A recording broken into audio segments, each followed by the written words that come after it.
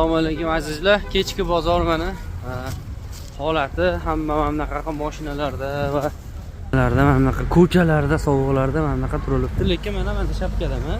Mana hozir juda ko'p savdogarlar yig'ishtirishyapti joylarini.